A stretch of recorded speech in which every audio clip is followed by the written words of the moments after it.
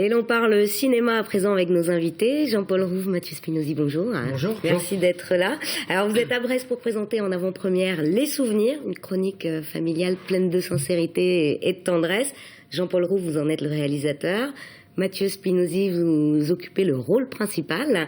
Et avant d'en parler, je vous propose de découvrir un extrait de la bande-annonce. C'est ta grand-mère. Qu'est-ce qui se passe? Elle a disparu. Comment c'est possible qu'elle soit partie comme ça? Vous les surveillez pas? Mais c'est pas une prison ici, monsieur. Non mais attendez, hein, pas ce... Alors c'est déjà arrivé quelques fois, mais enfin bon, c'est rare. Hein. C'est pas la première fois, hein. C'est une vraie passoire là-bas. On peut pas lancer un avis de recherche? À la télé, ils passent leur temps avec leur alerte enlèvement, on peut pas faire pareil? Première question, est-ce que votre mère est majeure? Tu t'énerves pas. Hein. On voit tout, nous, ici. Une mère plus jeune que son fils, t'as déjà vu ça, toi? Putain, j'ai reçu une carte postale de ma grand-mère. Voilà, faut que tu y ailles, il faut que tu mènes l'enquête. Excusez-moi. Vous voulez vous suicider? Non. Ah bah il faudrait le dire à votre visage alors, parce que là on peut pas deviner. Hein. J'en peux plus qu'on décide tout pour moi. Tu comprends? Elle a du caractère, ta mère. C'est bien le genre à partir comme ça. Allez, à ta grand-mère. Jean-Paul Rouve, c'est votre troisième film en tant que réalisateur et c'est une adaptation d'un livre de Michel Fuenquinos, Les Souvenirs. Pourquoi avoir choisi cette histoire ? Parce que j'aime l'écriture de David, j'aime sa sensibilité, j'aime son côté humain, cette façon qu'il a de parler de choses importantes, mais en prenant le biais des petites choses de la vie. Et ça me touche. Alors, il y a une grand-mère qui fugue, un père angoissé par sa retraite, oui. Un jeune homme qui s'interroge sur son avenir. C'est pas facile, la vie de famille. Hein. Ouais. Est-ce que ce sont ces relations entre les générations qui vous ont... Oui, c'est ça, c'est de parler de la vie, de ce que tout le monde peut vivre, par le prisme du cinéma, par le prisme...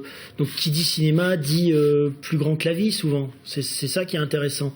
C'est de décaler les choses, c'est qu'elles soient plus belles, ou qu'elles soient plus drôles, ou plus émotionnellement fortes. Enfin, oui, ça me plaît, le cinéma de la vie. L'intime aussi. L'intime, oui.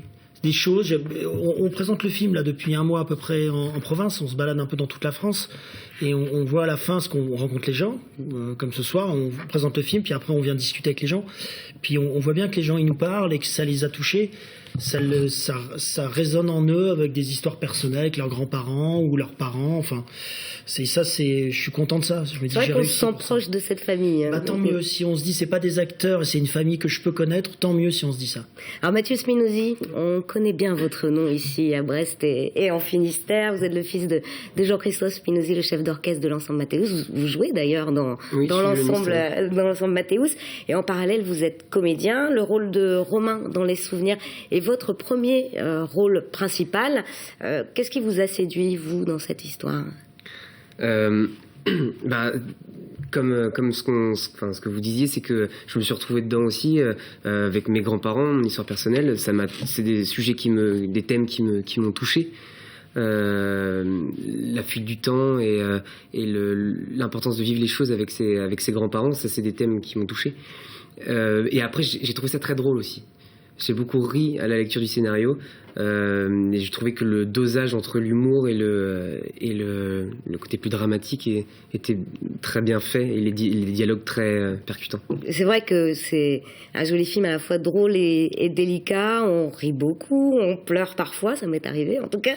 C'est une belle comédie dramatique. Qu'aimeriez-vous qu'on retienne de ce film, Jean-Paul Rouve ?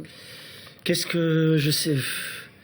Moi, j'aime bien le cinéma quand ça fait un petit peu réfléchir. Pas forcément intellectuellement des grandes questions, mais quand on sort du film et qu'on se soit posé quelques questions, ou quelquefois personnelles, ou moi, il y a des gens ce qui me touche, je vais vous dire, c'est des gens qui sortent du film, et qui me disent « Oh, ça me donne envie d'appeler ma grand-mère. » Voilà, rien que ça, je me dis c'est pas mal, c'est une petite pierre à l'édifice. Mathieu Spinozzi, quel effet ça fait d'avoir Michel Blanc pour papa, Chantal Lobby pour maman et Annie Cordy pour pour grand-mère. Franchement, c'est incroyable parce que moi, je les connais depuis du coup petit, parce que je connais les chansons d'Annie.